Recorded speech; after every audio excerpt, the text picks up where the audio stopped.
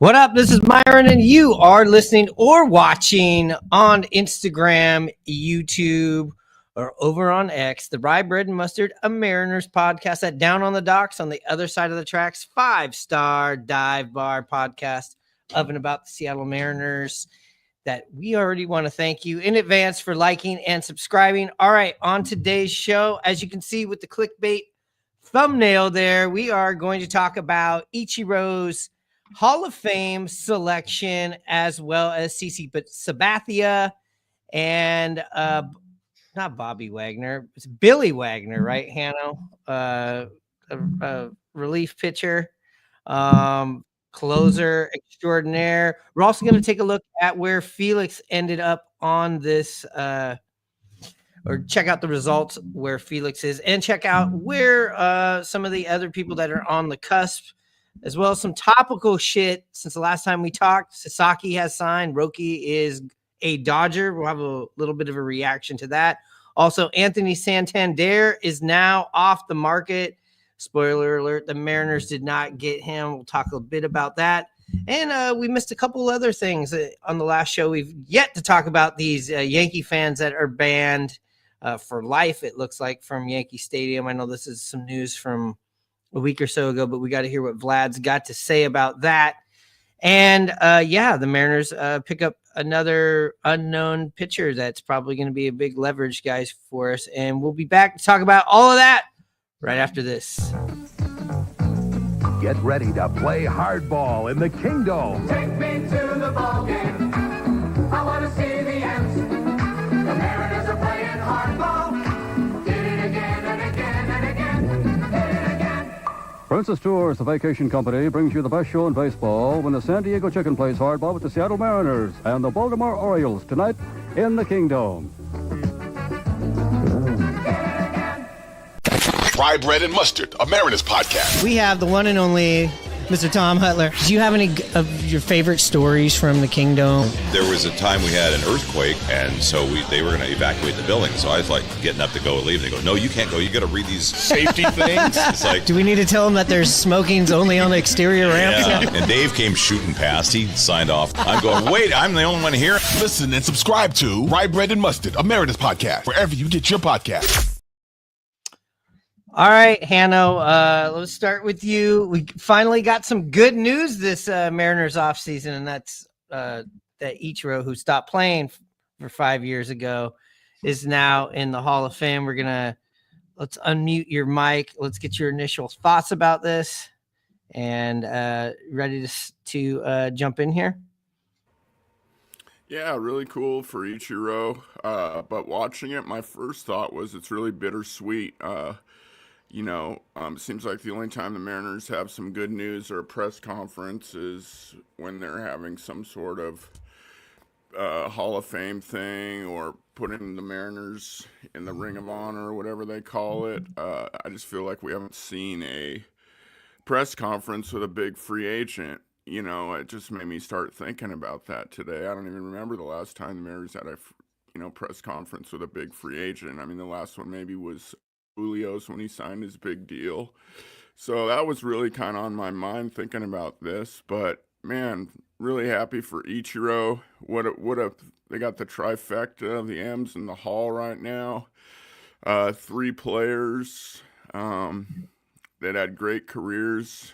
Ichiro, he's kind of that player that always reminded me of the great unknown. Didn't talk much, with the media. Was kind of nervous or whatever to talk in English and kind of, get himself out there, do Mariner commercials or any kind of commercials. He did those Mariner commercials with Copacino, and he was really funny, but just kind of a reserve type guy, and but a hell of a player. 10 straight seasons with 200 hits, career .311 batter. I mean, we just don't see that anymore, but super lucky that he was a Seattle Mariner and a great superstar that we had during that era. Yeah, he definitely was the international man of mystery. Very quiet, but when he did say stuff, he had the best timing, and it was always absolutely perfect when you would hear from him. Vlad, you also have a somebody going to the Hall of Fame, CC Sabathia, but you were claiming you had two. Let's take a look at that. There we go. Ichiro getting a congratulations from the Yankees. What do you remember about Ichiro? Let's talk about the Yankee stint. You know what? I mean, that was kind of like my checked out years there. So, where they were just kind of adding players and, bad teams. They got Soriano again. They had Beltran, and then they got him, and they had Ellsbury. So I really was kind of, checked out at that point. It was like 2012 era. But I mean, I remember him just being like the first position player, Japanese guy to really take seriously, Yeah, I remember the day that the Yankees acquired Ichiro because they were playing the Yankees at Safeco Field at the time, and then he was just in the lineup the next day for the Yankees. You remember that, Hannah? It was like a day game. It was like a very odd sight. That's brutal for a legacy to trade. I mean, you see it happen all the time, but to see a legacy player traded in the middle of a series, damn. At home? Yeah, it was at home, right, Hannah? I unless this is something I'm dreaming. Man, No, you're these guys correct. get away with I murder. I can't even remember who we traded him for. Obviously, it wasn't anybody good. I can't even remember. Do you? No, but I it wasn't anybody good. It was. Let's see. Let's just pull this up right here from ESPN. Let's go in the Wayback Machine. We'll share the screen here. If you're checking this out on the stream. If you're listening to the podcast, you're just gonna have to deal with it. All right. It says New York Yankees acquired Ichiro Suzuki from the Seattle Mariners on Monday it wasn't a weekend series, a weekday series in a trade that sent Japanese star from the last place team to World Series contender. And you were just checked out, Vlad. It says World Series contender here in 2012. Yeah. I mean, that was kind of a couple years before I moved to LA. I mean, I was performing a lot. I was doing like 3 or 4 shows a night. You were more into the arts. Yeah, well, I was just kind of back and forth from New York and Connecticut, and starting to get the idea about LA. So that was just kind of, just that's the good thing about baseball. It's always there for you. And, you could check in and check out, but, they were just kind of tacking people on. And, I kind of hate when a team at the end of a run is just trying to hold on by grabbing, any big name guys they can. And, it's just not going anywhere. I've seen it before with this team and my other teams. And I was like, I see what's going on here. They were no contender. Well, yeah, spoiler alert. They did not win the World Series that year. You're right. But to answer the question, the Mariners received pitching prospects, DJ Mitchell, and I believe still current coach, pitcher Danny Farquhar. Oh, good return on the investment for the old Seattle Mariners. Jesus Keep something they like. Yeah, I mean, listen, when Ichiro first came to the Seattle Mariners, he came at a time where Griffey had been gone. We just lost A-Rod to the signing of the Texas Rangers. Ichiro shows up. We do the 2001 season. AL Rookie of the Year, AL MVP in his first year. The Mariners win 116 games, and then, yes, painfully lose to your Yankees during the 9/11 season there. But when Ichiro showed up, I mean, I remember, we were in college, just getting going there in college and going out, and like it was like Beatlemania around the stadium, around Ichiro. Just the hordes of people that would travel just to watch him. I mean, it was insane. Remember all that, Hanno? Yeah, just a whole new dynamic. and demographic of fans and media, and I mean it was. You're right. It was like the Beatles. He definitely got the fans in the seats for sure. I mean, and you forgot to mention he won the batting title that year as well. I Yeah. mean, as a rookie coming in from the Japanese league, and for him to perform like that, the Mariners to have that just unbelievable season. Wow, it was a great year and a great year for him as well. Yeah, if you just want to look at what kind of just stat wise that Ichiro had, let's just take a look at that in 2001. He had to be him and Brett Boone were MVP finalists that year. Let me see. Stop screen. The Mariners held the All-Star game that year too, at home, and he was an All-Star. I mean, it's a big year for the Mariners. Yeah, it was just a very disappointing year at the end of it. That's sadly what I do remember. And then after that, you were like, wow, we have Ichiro, and look at this team we had. And then just nothing, from that. And that's what sucks is that Ichiro, like Felix Hernandez, who's also on this ballot, played through some very lean years and honestly gave us the best parts of their career. And in Felix's case, his whole career.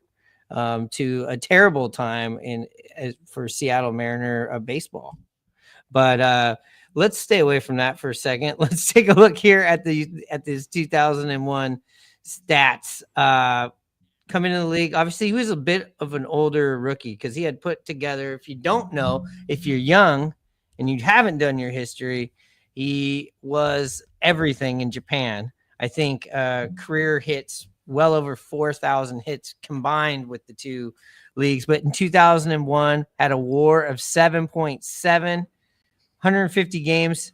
Look at the at-bats. Look at that. 692 at-bats with 738 plate appearances. Can that even be right? That is insane. Well, he never walked, so I mean, you can see it because that's one thing about his game. He didn't walk much. He didn't walk, and he didn't slide a lot, and he didn't dive out in the field. Those were kind of the things that you could nitpick. But look at this. Hits 350 as a rookie. Just is one of the very few players that can just come over from Japan and just keep stroking. Followed that up with a 321, 312. God, then back up to 372, 303, 322, 351, 310, 352, 315. Basically, he's putting up Tony Gwynn-like numbers, So, and then, yes, there started to be a fall off by the time he, let's see, by the time he went to was on the Yankees, you're down here in the twos, the 280, 261. I remember when they brought him back in 2018 and 2019, that was kind of tough to watch, but I think that was all part of also trying to get Ohtani recruited here, right, Hanno? Yeah, maybe. It's hard to say, but I mean, the Mariners definitely loved what Ichiro did for the team and for the community, and it made sense that they brought him back. They were going to play a couple games in Japan. I think that was the last time he played, so it all made sense. But yeah, like you mentioned, he was an older rookie. I believe he was 27 when he came into his rookie season in the big leagues. Yeah. We're going to do a full big episode just on Ichiro here very soon, where all of our favorite Ichiro stuff. We're going to just get to everything here today. Do you want to mention, if you haven't heard, one vote away from being unanimous? Obviously somebody that doesn't understand baseball, but look, haters gonna hate, right? Haters gotta hate. Vlad, you said you already found out who this was? No, I was talking about Jeter's. Same thing happened to Jeter, and it was a Massachusetts sports writer, and it's just like, what a piece of shit. Yeah, I think Griffey didn't get 3 votes or 4 votes. I think the only unanimous there, in the last unanimous, yeah. Mo Rivera. I don't think that. Yeah, I think he got it right. Mhm. Oh no, did somebody burn him too? No, he was the No, only unanimous. No, he's the all right. Yeah, he got it. But they somebody don't burned have to Jeter. reveal Yes. who it is. Sorry, Yeah. You know what? Like, if listen, they should reveal who it is. you should Just reveal when you hand your name in. Like when you turn it in, and it should be. There shouldn't be like you shouldn't be able to hide if you're being a coward. yeah, like we're doing all these confirmations right now with the change of power and stuff like that. And you know who's voted for who and who's not confirming anybody else. It should be the same way for the MLB Hall of Fame or Baseball Hall of Fame. Absolutely. Yeah, why not?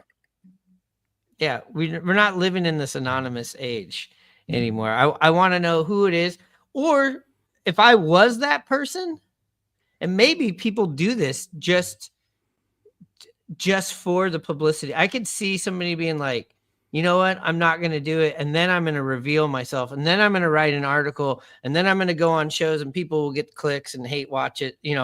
Like I get how you could try to benefit off of it in some way, but it If being you're doing anonymous.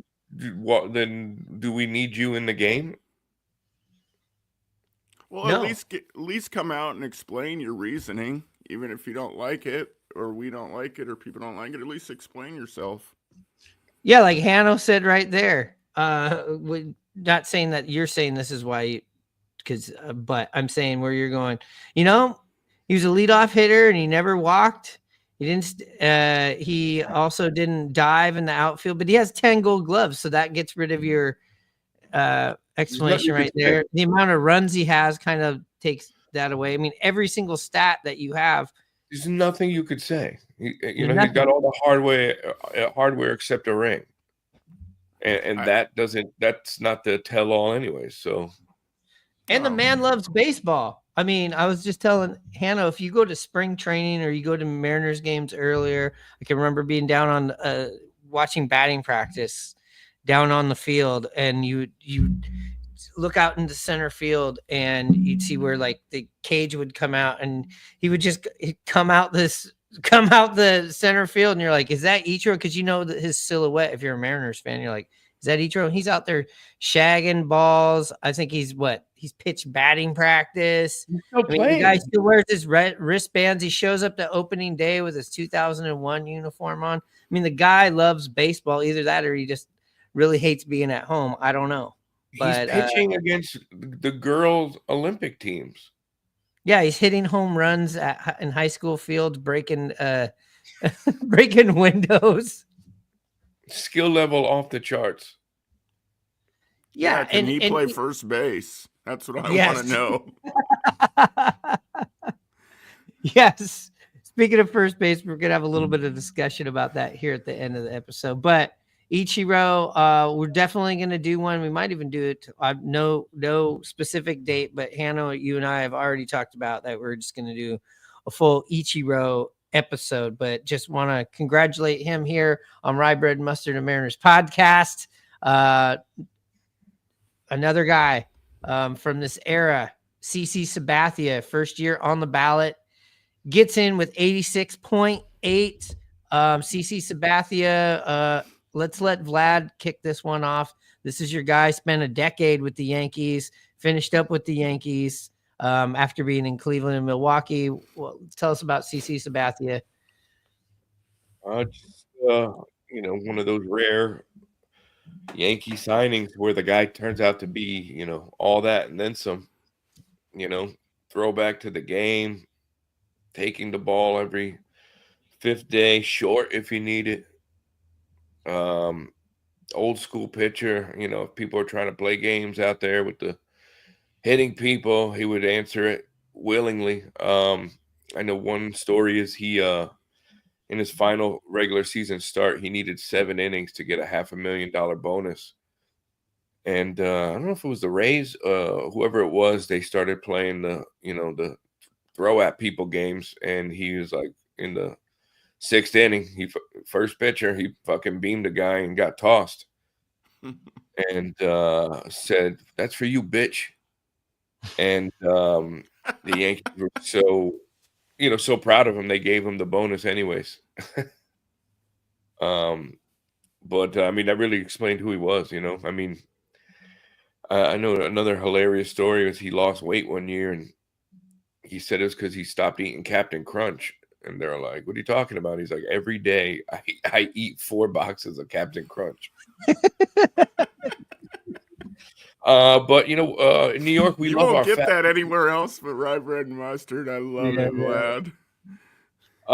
But in New York, we love our fat pitchers. To be honest, we loved Wells.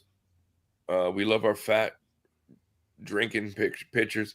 I think he had to. He checked out one year before the playoffs.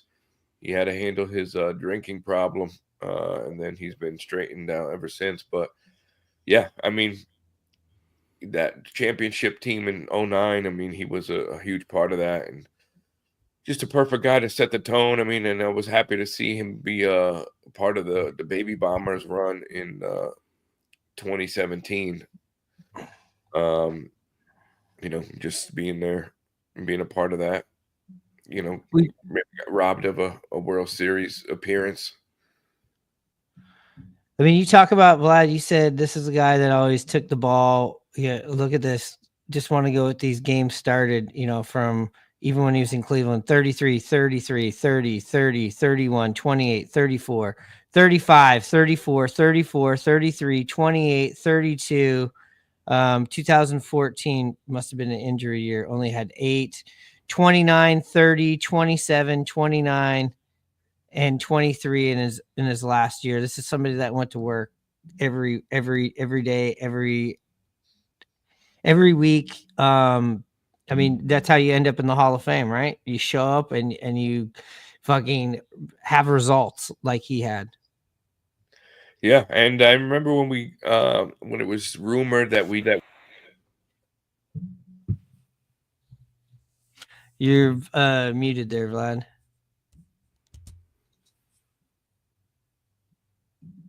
hold on, I think my whole thing just shorted out. I think sorry. Go ahead. When we got rumored that we were going to get him, he was on Milwaukee in the playoffs, and it was kind of scary because he started taking the ball like every third day for their playoff run. And it's just like he was one of those guys that can do that, but you wonder about what the lasting effects were, and there really wasn't any. I mean, he was willing to risk his own health. Picture that these days. You know what I mean? Yeah. The other thing I wanted to bring about CC Sabathia, this is the first person I think from the age group, not the exact age, but the age group of like that I remember as a kid going into high school, like hearing about this guy. He was like a national phenom, right? Pitching in the Bay Area and made it to the major leagues pretty early there on Cleveland and just it never left. So this is like the first person. All these other people that are on this ballot are far older, it looks like. And in fact, also he didn't get good until like towards the end of his Cleveland run. You think so? Yeah, he I mean, he was end of the rotation, control issues, get smacked around. He kind of didn't really figure it out until towards the end of his run there, and then got traded. Well, And yeah, his real pedigree was, like we had him for his best years. For sure. And I would assume he's going in as a Yankee. But I guess here's a little bit of evidence of what you're talking about. 2001 though, came out the gate 17-5. You look at that ERA 4.3, 13-11, 13-9, 11-11. All these ERAs except for one right around 4. Yeah. Yes, you're right. In the end of his Cleveland run, you're seeing the drop in the ERA. You're also take a look over here at the strikeouts as well. He starts being consistently around or over 2 once he starts figuring out. But that's baseball, right, Hannah? Yeah, it is. I mean, I agree with all what you guys have said about him. He definitely was a guy that took the ball every day. He really came on the national scene in the playoffs, like you mentioned, Vlad, when he got traded to Milwaukee, and he was taking the ball, like you mentioned, every 3 days and just basically willing Milwaukee in the playoffs and keeping them alive. And then, yeah, he went to New York and won that title. I mean, he hit all his marks as a pitcher, 3,000 Ks, 250 wins, I think. Just an incredible left-handed pitcher that was, every time he faced the Mariners, just one of those pitchers you knew would probably do very well against him. Hated facing him and watching the Mariners play him with the Tribe and definitely New York. Yeah. And here we go. Let's just take a quick look. Billy Wagner also, we don't have to spend too much time on him, but another guy that just had a long career. Unlike CC Sabathia and Ichiro, this was their first year. I was actually surprised to see CC, not to knock him, but on his first year, I was a little bit surprised to see that. But he passed with flying colors. But you look at this, Billy Wagner just getting over that 80% that gets you in. 10th and final year before you go into, what is that, Hanno? Like a veterans thing, or are you off the ballot for a while? Yeah, you're not on that. You go to the veterans thing. And that could take a while. Is Beltran over? It's right here. Yeah, How the many next years? closest. He's only in his third year of eligibility, just over 70%. Andrew Jones, it's getting close to put up or shut up time with him, 66.2 on his 8th year. Chase Utley, 40% on his 2nd year.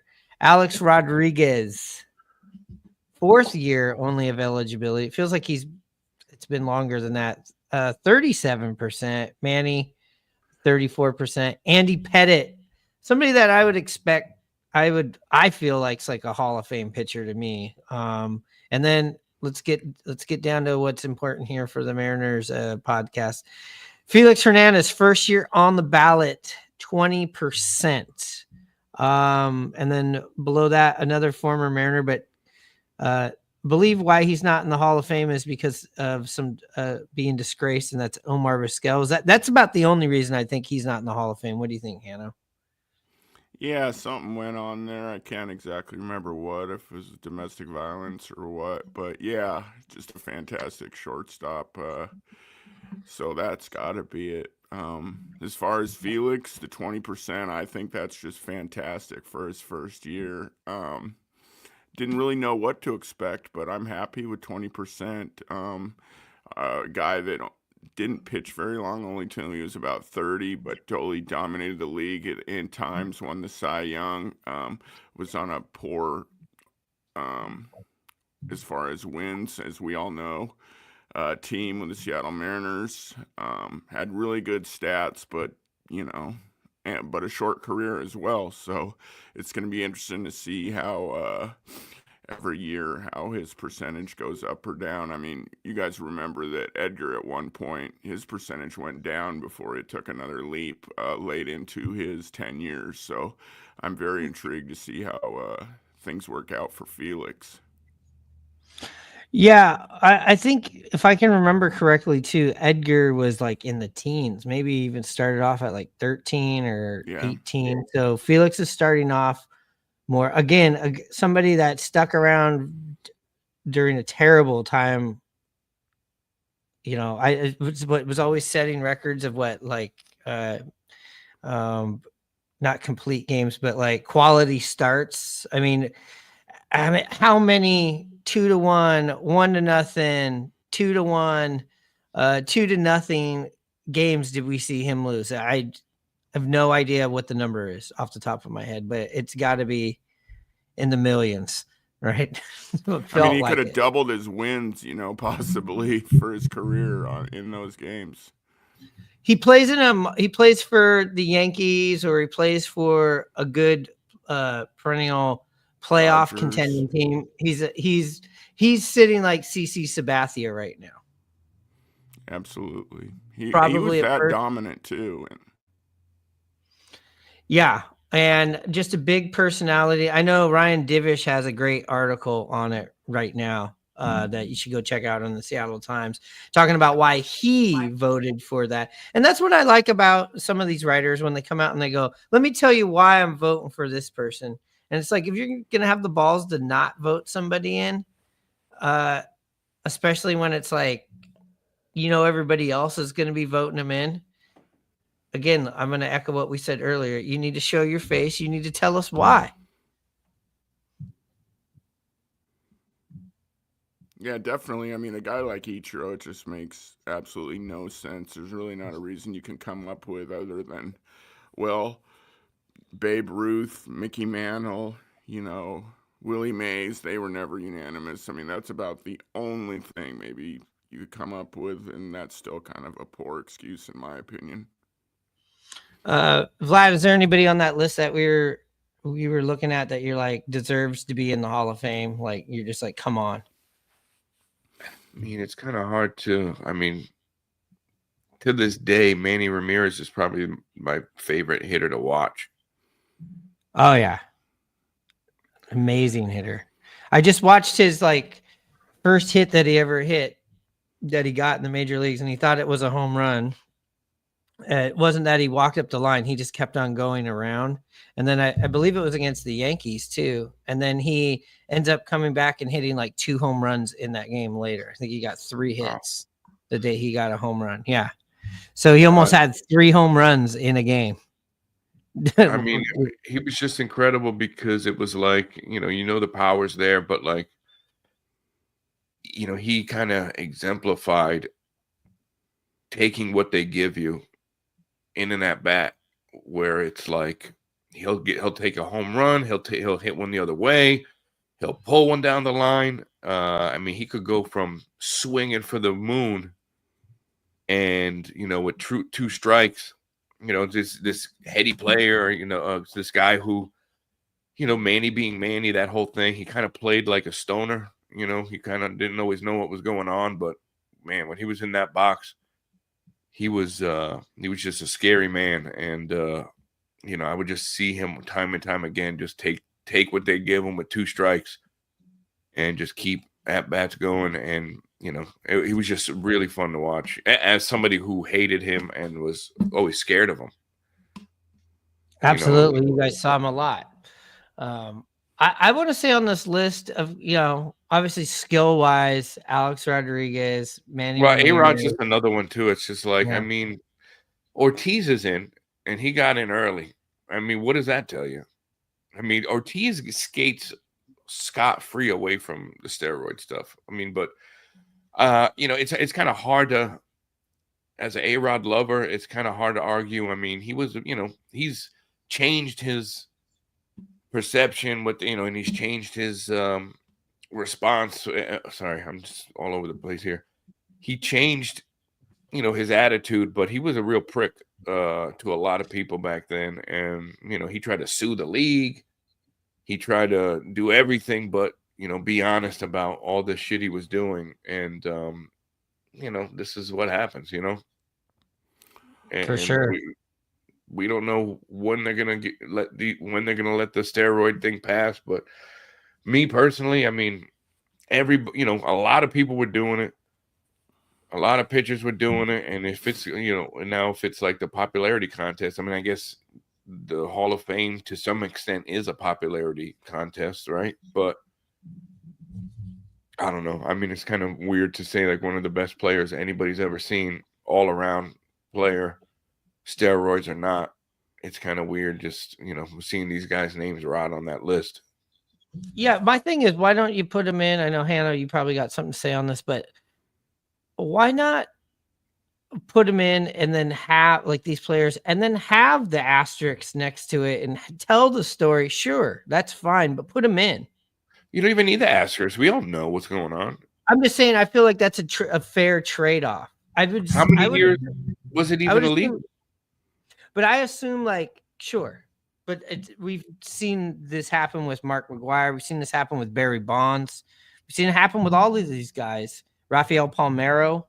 Sure. They lied. Right. Sure, they cheated in the They cheated. They used enhancing drugs, sure, but they're still, up in that upper echelon of like the best 1-2% players that ever played this game. I feel like they deserve to be in the Hall of Fame. Same thing with Pete Rose, but have this story. And I feel like if you went to them and be like, we're going to put you in, but this is going to be part of your legacy, I'm sure a lot of these guys would be like, that's fine. But I get it. Some of the other players might have issues with it. Writers might have issues with it, but I don't know. Go ahead. I mean, I'm just, I'll die on this hill. I mean, I'm one of the guys that kind of, in this day and age, anybody can get testosterone over the counter. I mean, some of this stuff that you get popped for is like, it's not always, if you pay attention to the PED thing, sometimes it's like something that was in some over the counter thing, but that's not allowed. And I wouldn't mind there being, some level of testosterone allowed in the league. The teams have doctors. No, but you could have a doctor that's monitoring everybody. I mean, dude, what all the stuff we're learning about men these days, like their testosterone levels drop. I mean, that's why people weren't getting. I watched all these documentaries about it. There was one guy that got Manny on it, and there was the second guy A-Rod got popped with. He would check your normal testosterone level, and he would only give you the shots on the days where it would completely drop, so that you would pass the blood test. Manny and these guys, he only got popped because he, was being Manny, and didn't do it on the right day. But the way this guy's system was you never would have even got caught because you would pass a blood test because he was giving it to you when your levels would actually drop. Yeah, So Manny was busted for fertility drugs one of the times, right? Right. The female, but like the estrogen blockers that let you keep your current testosterone level up. So, but I mean, but couldn't you easily just say like, hey, we're trying to have a baby right now, so that's why I'm doing this? Yeah, but there's no those fertility drugs are for like women. Hannah? I don't know. I mean, I think, writers have started to change their tunes. The old timers are moving on. We know that they punish these guys. They're getting a little bit more percentage of times, It would be interesting to see. I agree with you. If they were to go in, I don't necessarily need to see an asterisk, but they can just write on their plaque suspended for steroids or whatever. But maybe it might become the case where after their 10 years, they don't make it in, and then they eventually get in with the Veterans Committee. Then they can get in that way. That might be a possibility and a way to do it. It's hard to say what happens. I mean, it's hard for me to tell the story of baseball without the home run king. Asterisk, home run king, asterisk, the all-time hits leader. It's hard. It's hard to tell. There's some players I get it if they're borderline, but I just feel like it's hard to tell the entire story of baseball. And again, that's not the Major League Baseball Hall of MLB. It's the writers run that, right? It's not MLB's not in charge of that fully. I believe that's how it works. I'm not exactly sure. But yeah, well, we'll talk a little bit more. Go ahead. It's all nerds that, never lifted a weight in their life either, or, never played baseball. I mean, part of the PED era, what made it so good was that players stayed on the field, like Pettit. Pettit is on that list. Pettit got popped for using the cream that helps you rejuvenate. And, it's about being I mean, come on. All these guys were doing amphetamines since the, 40s, 50s. That was illegal. The teams would give you amphetamine coffee until this whole thing started, up until, 2004 was the first year or whatever. They had amphetamines pills that the team would put out for you. So what does that tell you? So you want guys are running around on the team taking a form of meth to stay to go out there and play 162 games.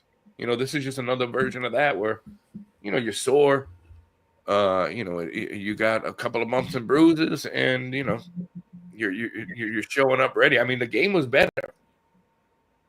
The fantasy baseball was at its peak. You couldn't find a team without 30 home runs at first and third. True. There wasn't one team that didn't have 30 home runs for both positions. You can't argue that the results weren't there. That's for sure. Look at now. Nobody could stay on the field. Oh, I hear you.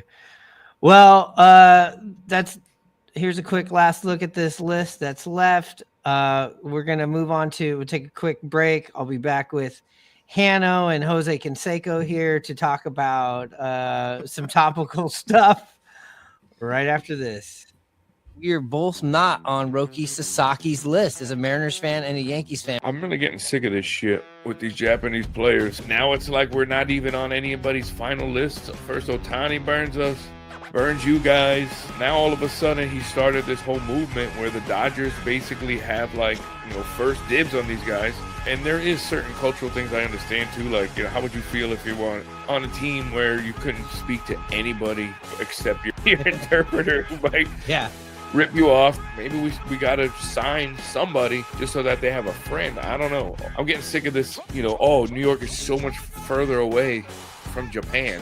Well, yeah, and you're coming from Japan already. So it's like you've already done the, 16, 17? Well, I don't know how many hours. Pop in another anime episode. You know what I mean? Get your shit going. Pull up a gambling site. Whatever it is you got to do to, for us to just not even be, come on. You know what's so fun about Dive Bar podcast is there's also a lot of people that come over and talk to you and tell you their stories. And there's a couple of ladies over here. I'd say they were in their 60s. They come over, they're asking what the hell we're doing and why we're in their dive bar. Says, what's this about? And I'm like, all right, it's the Mariners podcast. She goes, me and my ex-husband used to have season tickets back in the Kingdom. And I'm like, all right, that's nice. She goes, you want to hear a story? My ex-husband, caught Ken Griffey Jr.'s, and we got to fact check this. She says it was his 100th home run in Major League Baseball. Said somebody puts a sticker on his ball. The Mariners wanted the ball, and I guess they're lawyers, so they're like, oh, no. That's not how it happened. They took it down to their law offices, and they kept it in a safe. But then the death threats started coming in. Okay, so before we get to that, where did they catch it? In right center field in the bleachers above the big blue wall? I didn't ask because she immediately went into the death threats. Went from the death threats to, anyways, we went down there, sorted that out, and we got a picture. So the Mariners were sending death threats? I don't know who was sending the death threats, but she said they sorted it out. So you got here at what time? About 6:30? And this story was already lambasted into me by 6:32. So they were feeling good? Apparently. All right. So as you can see on one of those roll-in videos there, Vlad, we both had some strong opinions about Roki Sasaki not putting us on our list. Like everybody should know. Maybe you're just getting back into baseball right now. He signed with the Dodgers. Big fucking surprise, right? Let's go. The floor is yours right there. What's there to say? Ooh. Shocked. I mean, it's at the point where if I was a GM, I would probably not even entertain any more Japanese players in. Like, I would just say, look, if you want to come here, we got a pitch for you. I'm not flying to LA to meet you. I ain't getting we got to start sending a message. Well, I mean, whatever but I think you had it right there in your segment that we rolled right there from the other day, where you're so dead on. Is like Ohtani has now started the trend of like, hey, this is where you're coming to play. Whether it's Japanese players or American players or any other player, everybody seems like they want to be on the Dodgers. Well, that's the feeling I get around the league. I used to be like, oh, the Yankees are going to get him, or the Red Sox are going to get him, or the Mets are going to just throw so much money at somebody, there's no chance they're not going there. They're going to go ruin their careers there for a bunch of money. Now it's like everybody I see that's available. I'm just trying to think of a scenario of how you can just stop the Dodgers from getting them. And you can't, whether they're deferring somebody or they have friends or fellow countrymen, they got what's going on now. I guess this was the one guy who would be like the factor that for you would see if this is what's happening, right? Because Yamamoto, a lot of people were in on.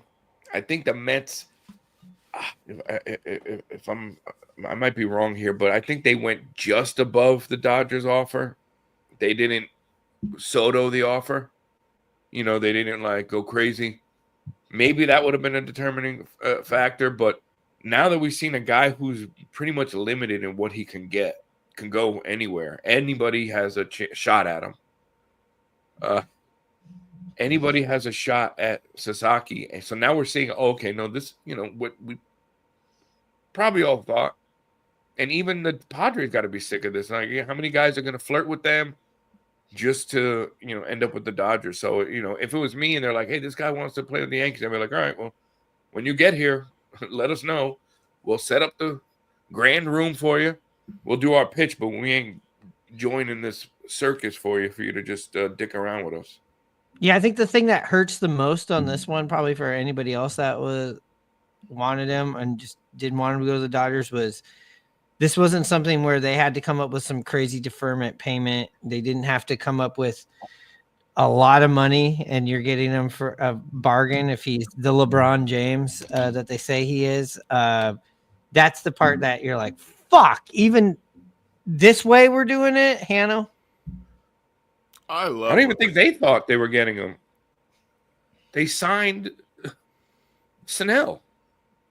Right. Hanno? I love what the Dodgers are doing. I absolutely love it. I love to see New York fans miserable like this and complaining. I'm not miserable at all. And I'm not. Well, maybe that's the wrong word.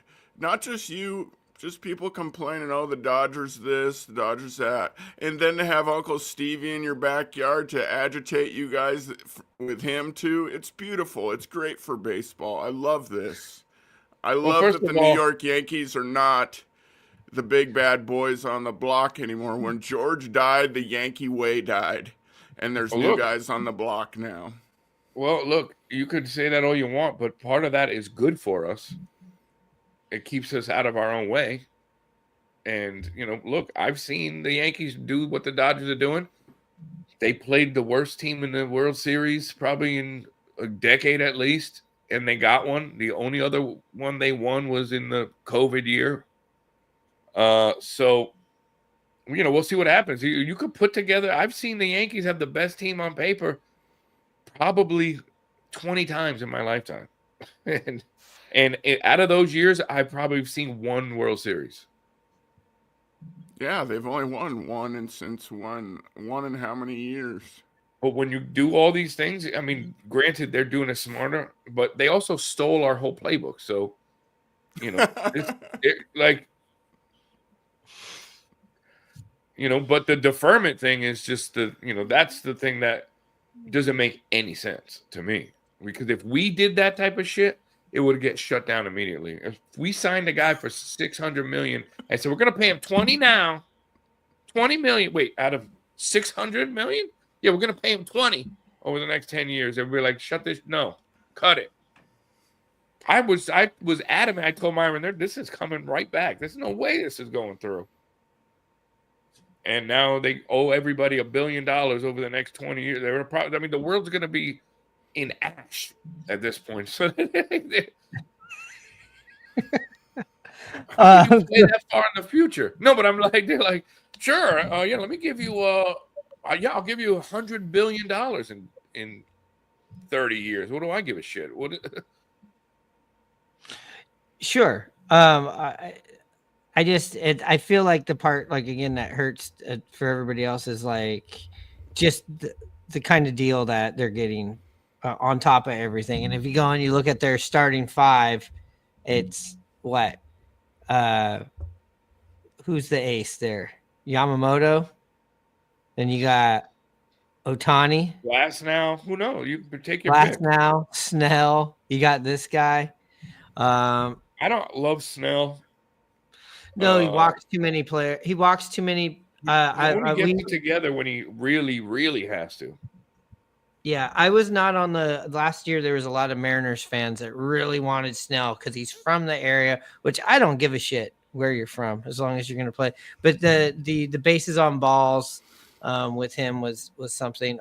So another big signing, somebody off the board happened over in your division.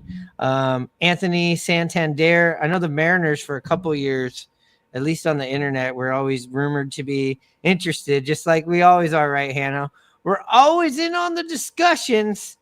Years ago, Anthony Santander signs with the Toronto Blue Jays, so the Blue Jays get quite a bit of an upgrade there. Definitely in the lineup. What is the deal? What is the deal here? Let's pull this up. 5 years, 90 million. That's a great deal. That's a good deal for that guy. I think there was a move they had to make for sure. Things been going south for them for 3 years. They're trying to lock Guerrero up. I kind of don't want to see that happen, but that's only a personal. He's one of my fantasy keepers, and I like having guys in walk years. And nobody other than Judge does a walk year better than Dominican players. But my thing is, I feel like this is the way this deal turned out is horrible for you guys. Like, you guys are, waiting in the weeds, haven't done anything. I don't know, maybe waiting in the weeds is strong of a phrase, but no, we're waiting in the 99-cent store parking lot. That's what we're waiting for. Okay, but I was store to open. But based on other baseball writers, there are always people saying that the Mariners are interested, from my way. That's because Jerry tips them off just because they want to get information from Jerry, and it's just total BS. That's what I think's going on. Well, it's kind of like the guy going, "No, I'm working over here. Look, guys, I'm doing stuff." But if you're, if I'm a Seattle fan, or if I'm in their front office, especially, this is the time of year, right? After the new year, after the first week of January, what we've seen the past few years is the guys that don't get locked up start having really favorable deals, right? Baseball is having the biggest contracts are going to the top level guys. Everybody else on the way down is getting nickeled and dimed, right? And this is what we've been seeing for years. Even these Boris guys who end up doing 1 year, for 20, just something, right? And, Alonso's still look, Alonso's the guy who's getting squeezed now. Now the Mets are out on him. So, Santander. Well, the thing is, I think it's frustrating in a sense of, when you're like, man, Santander would have been a nice ad for the Mariners. Sure. A lot of these guys would. The frustrating thing is the money that, we don't have, that they're not going to spend because there's almost $30 million tied up in the two Mitches, Mitch Garver and Mitch Haniger, I think is the thing that burns me on top of this, on top of everything. What about you, Hannah? Yeah, like Vlad said, Santander, what a team-friendly deal. It would be great if the Mariners could get Santander that price. The Mariners. I thought you guys had 20 million. No, we got 16, and that's a little bit too rich for Jerry's blood. He doesn't have enough allowance in the piggy bank to pay for that for an extra. Pull up the projected lineup, Myron. Okay, yes. I got the projected lineup here, and this is where I want to make my point. Okay, your lineup is one impact bat. Now, granted, he had 44 home runs last year. Do I think he's going to have 40 again? He's never had it, but he'll probably get close to it. You see that projected lineup. You slide him in at 3. Now you guys got a competitive, all things go well. If Robles has, a similar year that he had, Julio, if he figures out what the fuck he's doing for a full year, you slide a Santander in there, and now you got him and Rowley back-to-back switch hitters. Arozarena, as good as he is, you don't want him in that area. He's just, not that consistent. He's never hit for real power.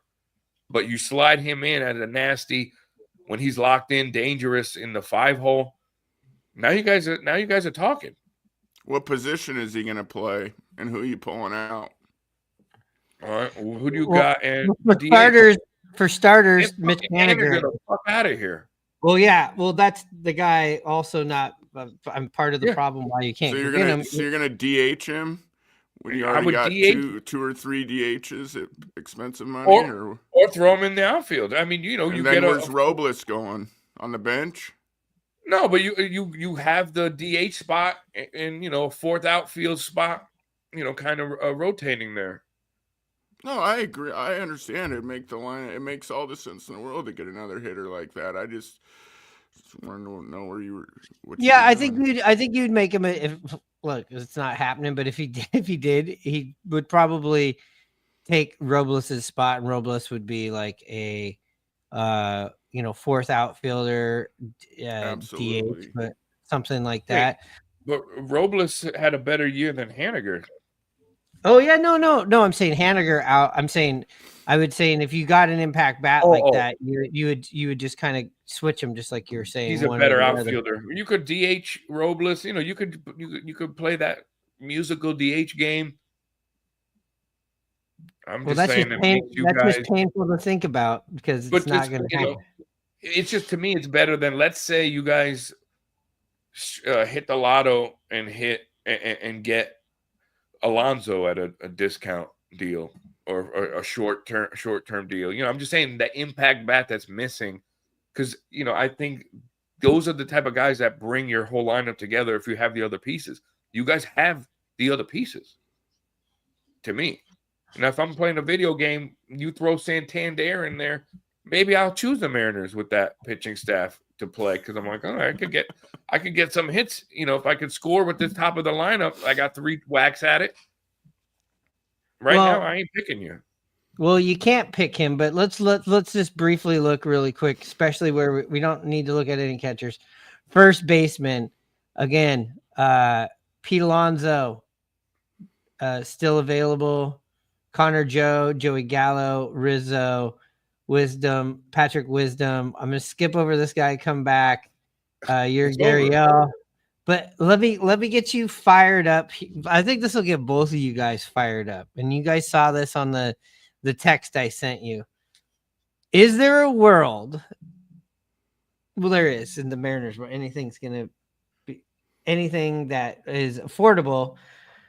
Could you see a reunion now that Edgar Martinez is running the hitting, and we've seen what he did towards the end of the season? Is there any way you see a reunion with Ty France whatsoever? And if so, what would be your reaction if that was the case, Hanno? I don't want him at all. I mean, yeah, he had a couple of years where he hit the ball over the yard, hit some line drives, but I don't want to see him in a Mariner uniform. I just don't. I'd quit the show. Yeah, me too. I'm appalled that this guy's name's still coming up. Oh, I did it just to get a reaction out of it. I got it. I got things to do. I don't need to be sitting around talking about bums. Jesus. Yeah, I we know that you're done with the whole JP Crawford, Ty France, hearing me talk about them anymore. We still have to put out your JP video. I didn't put that out over the holidays because it's a little too sharp for the holidays. Yuri Gurriel, Justin Turner. He's still just probably waiting around to see if there's any way he can get on the Dodgers. That's my theory. That's my theory. They just got another reliever today. We did. In fact, thanks for bringing that No, up. they Hannah. did. Oh, but so did the Mariners. Did you see that, Hannah? We got another relief pitcher that nobody knows of really, but like I said, I think he'll probably be knowing the Mariners be in high leverage situations. Yeah, from Kansas City, 11 ERA last year. Let's move on. Yeah.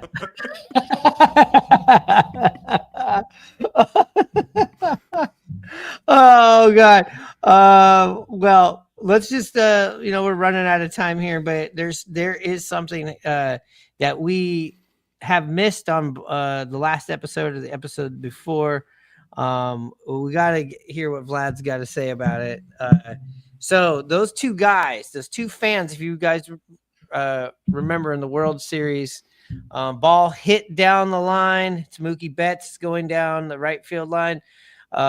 Jumps up or reaches over into the crowd. The guys like wrestle his glove off. I don't know how they don't bust his wrist, probably because he's made of muscle. They get ejected from the game. They are now banned for life from Yankee Stadium or all MLB? Everywhere. Everywhere. They're not allowed to go anywhere near any stadium. If they do and get away with it, they're in trouble. I like it. I think a lot has changed in the past few years with sports in general. I think going to the games has gotten a lot worse, and I don't think they do enough. People aren't scared enough to act like assholes. And that football. I don't know if I care if I ever go to a football game again. With the way people act and drink and. People are fighting. People almost getting killed.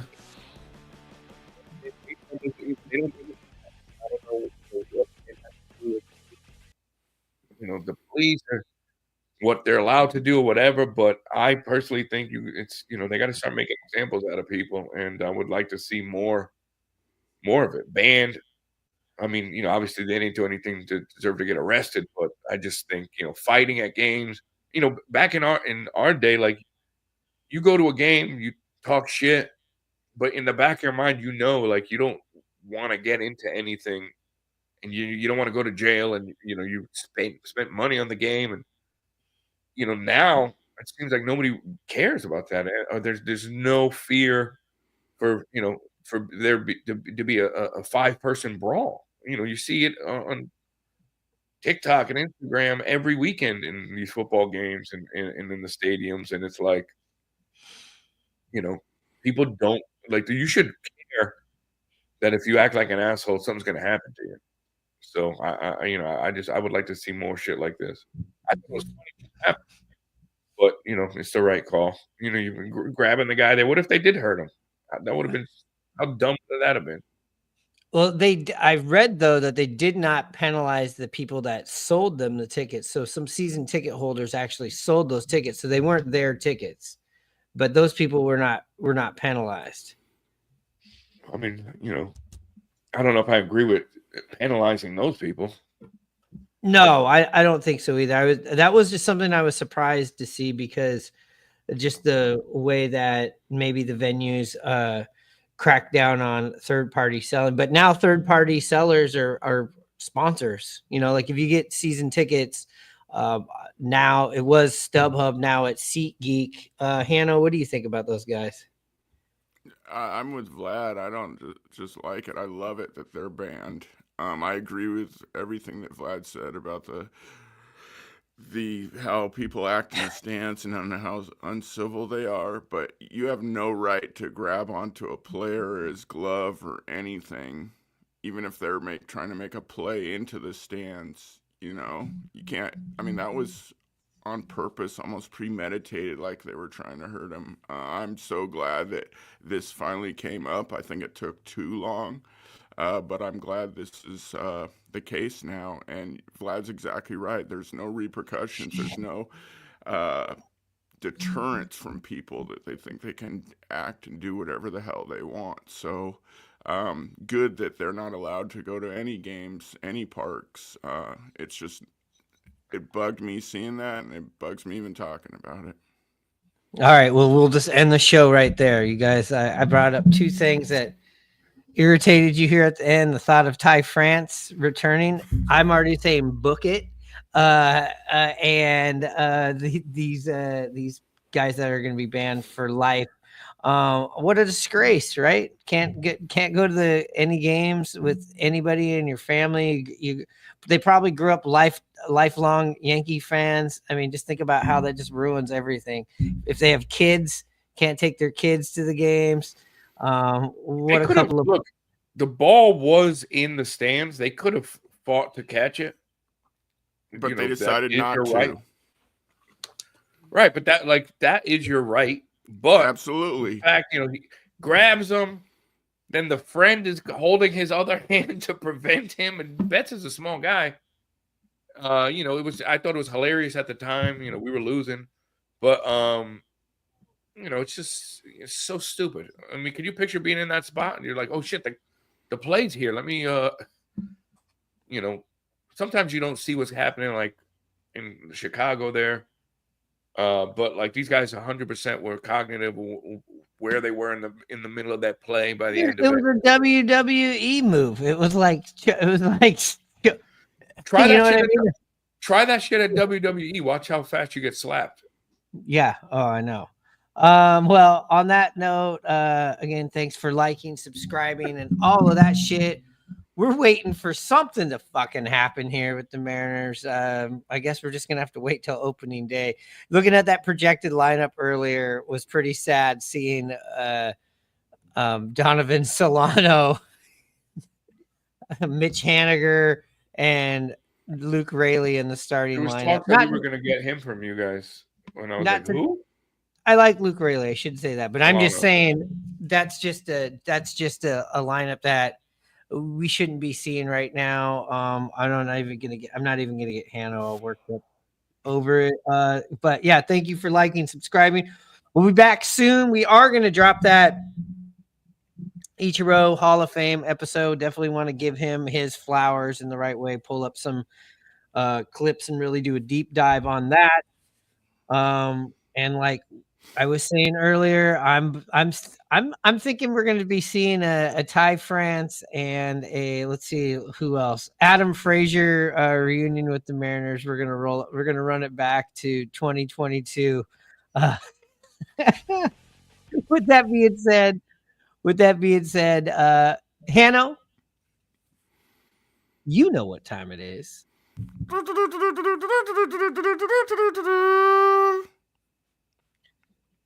Charge. Now let's play Vlad's outro track that we never play.